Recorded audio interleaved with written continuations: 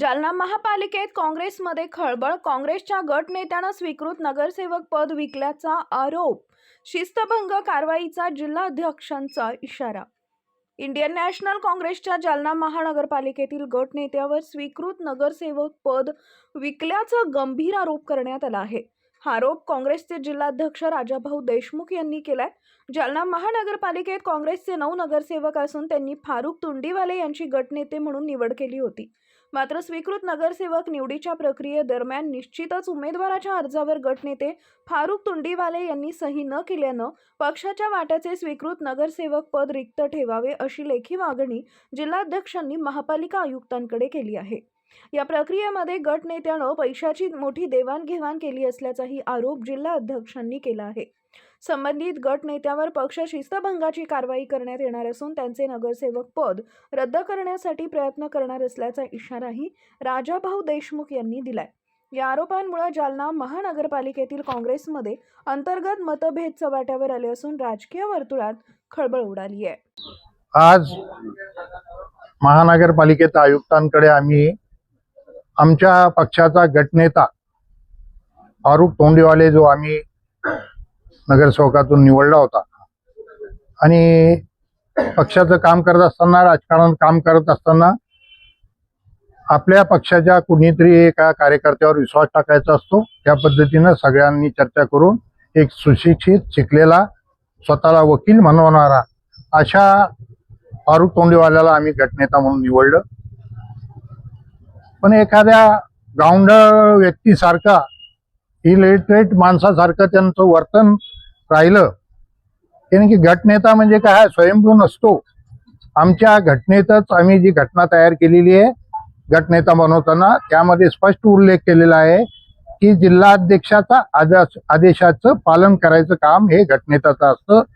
गटनेता स्वतः निर्णय घेऊ शकत नसतो. त्या पद्धतीनं आम्ही आमचा सगळ्यांचा विचार विनिमय करून आम्ही पक्षातर्फे क्या नाम आहे उनका, आम्ही गटने कॉपसाठी स्वीकृत सदस्यासाठी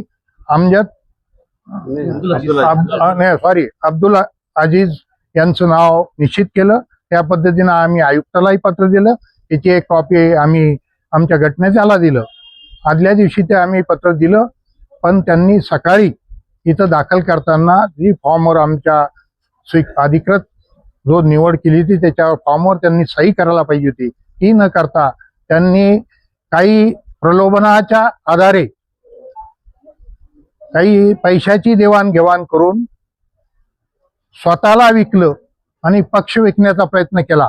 पण आम्ही आपल्याला सांगू इच्छितो, गटनेता विकला असेल पण आमचा पक्ष हा स्वातंत्र्यापासून निष्ठेनं काम, आज एकमेव पक्ष देशामध्ये हा काँग्रेस या जातीवादी पक्षाची लढत आहेत. आणि मला याचा खेद वाटतो, ज्या लोकांच्या विरोधात ज्या समाजाच्या विरोधात लढू लागल्या तो पक्ष हे समाजाला अस्तित्व संपायला निघालं.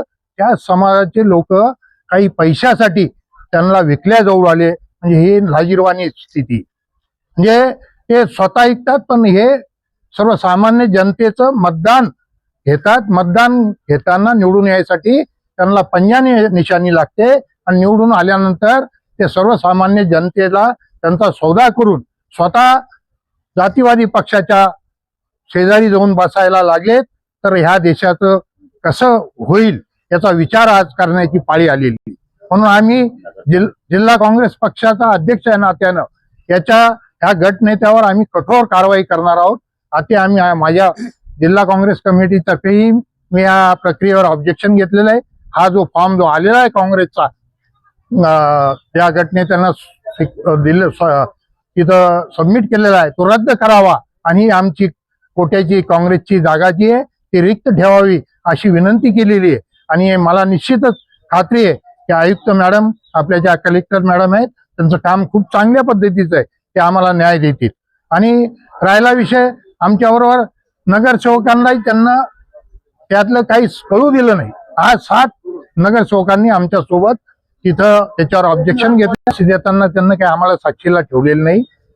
तुम्हाला सगळे माहिती आहे, 50 कोटी सगळं काही ओके, हे काही देताना कुणाला समोर समोर साक्षी ठेवून पैसे दिले जात नसतात. पण हे जर एवढं घडलं तर पैशाशिवाय घडू शकत नाही. गटनेता हा अधिकृत असतो.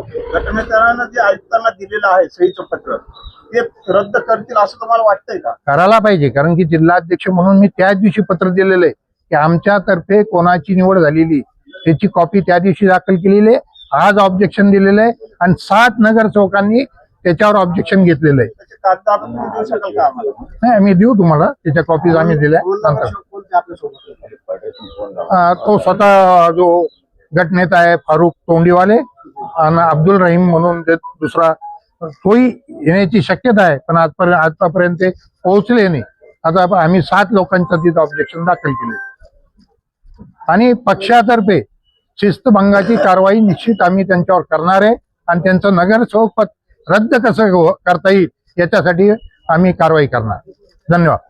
वरिष्ठांना 1 करोड रुपये भेटले त्याची गावामध्ये चर्चा आहे आणि 50 करोड. हा, मग जे तोंड लपून जे असतील घरात त्यांनी घेतले असतील. आम्ही तर छाती ठोक तुमच्या समोर उभं आहे. जर पैसे घेतल्यावर कोणाची मजा आली का पुढे यायची? ज्यांना घेतले ते पुढे येत नाही तुमच्या. मला जालना जिल्ह्यात आजपर्यंत कोणता नेता खरेदी करणारा फायदा झालेला नाही. मी नेते खरेदी केलेले, मी एक विकणारा माणूस नाही.